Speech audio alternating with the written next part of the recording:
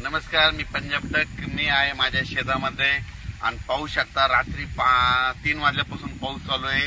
आणि या ठिकाणून आज आहे 9 ऑगस्ट 2025. माझ्या शेतामध्ये आलोय आणि पाहू शकता हे सोयाबीनमध्ये पाणी साचलंय. 2 दिवसापूर्वी बघा ते खत टाकलेला होता. कशामुळे की हे पाणी साचणार माहित होतं म्हणून. आणि शेतकऱ्याला सांगू इच्छितो, तुम्ही काय करा, ज्यांच्या शेतामध्ये पाणी साचतंय, कापसामध्ये साचतंय, सोयाबीनमध्ये पाणी साचतंय, तुम्ही काय करा, सुपर फॉस्फेट फेका. कशामुळे, कारण की ना पाणी साचल्यानंतर हे पाणी आटून जातं लवकर आणि तिथं चांगला उतार येतं. म्हणून हे अगोदरच आम्ही टाकलं होतं, खत टाकलं होतं, कारण की इथं पाणी साचणार हे माहित होतं. आणि या ठिकाणावर मी अंदाज देणार आहे. राज्यात आज आहे 9 ऑगस्ट. 9 ऑगस्टच्या दरम्यान राज्यात आता सांगायचं झालं तर आता बीड जिल्हा, त्याच्यानंतर लातूर जिल्हा, त्याच्यानंतर परभणी जिल्हा, त्याच्यानंतर जालना जिल्हा, संभाजीनगर, अहिल्यानगर, इकडं जळगाव जिल्हा, इकडं त्याच्यानंतर सोलापूर जिल्हा, या भागामध्ये आता हे पाऊस सुरू होईल. म्हणजे आता हे पाऊस असा रिमझिम पाऊस तिकडे जाणार आहे, म्हणून हा अंदाज लक्षाचा. पण राज्यात सांगायचं झालं तर आज 9, 10 आणि 11 ऑगस्ट पर्यंत आणखीन आता हे पाऊस चालूच राहणार आहे. म्हणजे दररोज वेगवेगळ्या भागात पडणार आहे, म्हणून हा अंदाज लक्षात यायचा. त्याच्यानंतर राज्यातल्या सर्व शेतकऱ्याला सांगू इच्छितो की मग काय झालं, जळगाव जिल्ह्यातल्या, नंदुरबार, धुळे जिल्ह्यातल्या शेतकऱ्याचे फोन आले, आमच्या इकडे पाऊस नाही, तुमच्या इकडे तर भरपूर पडायलाय. तर त्यांना सांगू इच्छितो की सध्या जे पाऊस येणार आहे, म्हणजे 12 तारखेपर्यंत, 12 ऑगस्ट पर्यंत, ते काय होणार आहे, तुमच्याकडे पिकाला जीवदान ठरणारच पडणार आहे.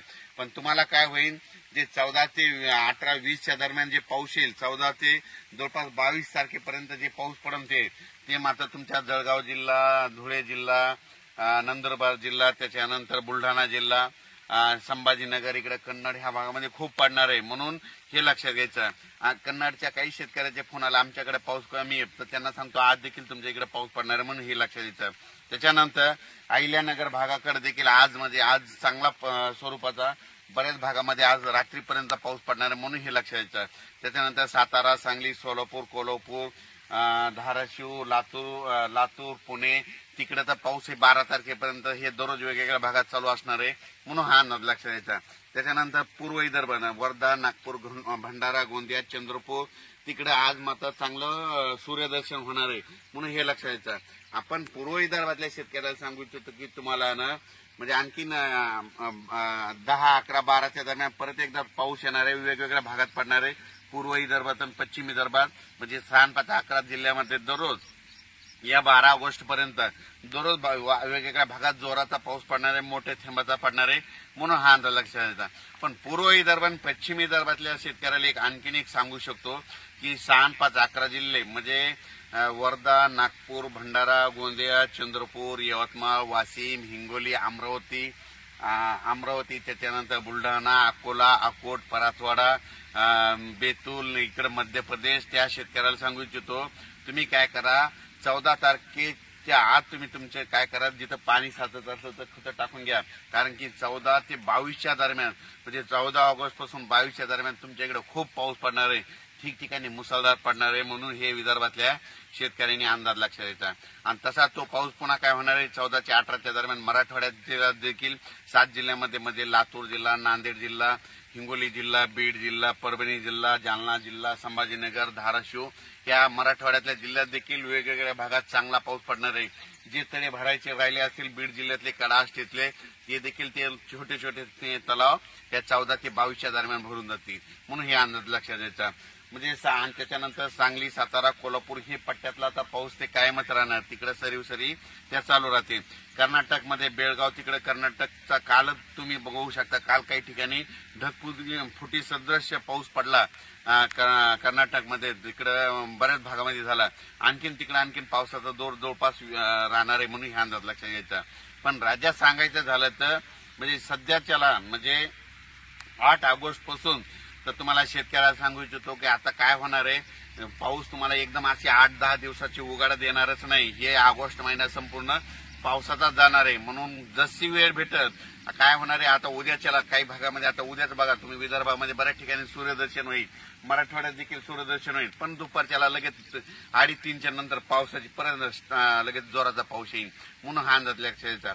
शेतकऱ्याला माझी विनंती की तुम्ही काय करा, म्हणजे 8 ऑगस्ट पासून ते 22 ऑगस्टच्या दरम्यान तुम्ही काय करा, जसं वेळ भेटली म्हणजे ऊन काय होणार आहे, दुपारी 9ला पडणार, 9 ते 2च्या दरम्यान म्हणजे उन्हाचा ऊन राहील तितक्यामुळे फवारण्या शेतीच्या करून घ्या, शेतीचे कामं करून घ्या, वाटल्यास खतं टाकायचे टाकून घ्या. आणि योगायोगाने तुम्हाला सांगतो या ठिकाणी ह्या सकाळी सकाळी आमच्या शेतात तुम्हाला सांगितलं होतं ना की आमच्या इथं तांबडा आभाळ झालं होतं, तर पाहू शकता हे पाऊस पडायला, त्याच्यामुळे लाईव्ह इथून हे आपलं शेत आहे, हे सगळं सोयाबीन आहे, इथं 16 एकरचा प्लॉट आहे. तर या ठिकाणी शेतकऱ्याला अंदाज देत आहे. आणि शेतकऱ्याला सांगू इच्छितो की तर बऱ्याच शेतकऱ्याचे असे फोन आलेत की शेतकऱ्याचं म्हणणं आहे की आमच्या बाजूला पाऊस पडायला आणि आमच्या इथं पडायला. तर मी खूप वेळेस सांगतो 15 मे ते 30 मे दरम्यान जिथं जास्त पाऊस पडला तिथं जास्त पाऊस पडतो. 15 मे ते 30 मे दरम्यान दुसऱ्या गावाला पाऊस खूप पडला आणि तुमच्या गावाला कमी पडला तर येणाऱ्या पावसाळ्यात दुसऱ्या गावाला जास्त पडतो आणि तुम्हाला कमी पडतो, म्हणून हे लक्षात यायचं. आणि राज्यातल्या शेतकऱ्याला सांगू इच्छितो 14 तारखेपर्यंत, खरं तर तुम्हाला सांगतो 12 तारखेपासूनच काय होणार आहे म्हणजे नांदेड जिल्हा, यवतमाळ जिल्हा, हिंगोली जिल्हा, इकडं लातूर जिल्हा, त्याच्यानंतर तेलंगणा इकडं, त्याच्यानंतर चंद्रपूर, वर्धा, नागपूर, भंडारा, गोंदिया, यवतमाळ, अमरावती इकडं ना खरं तर 12-13ला तिकडे पाऊस सुरू होणार आहे. पण ते पाऊस काय होणार आहे त्याच्यानंतर इकडे पुढं सरकत असं जाणार आहे.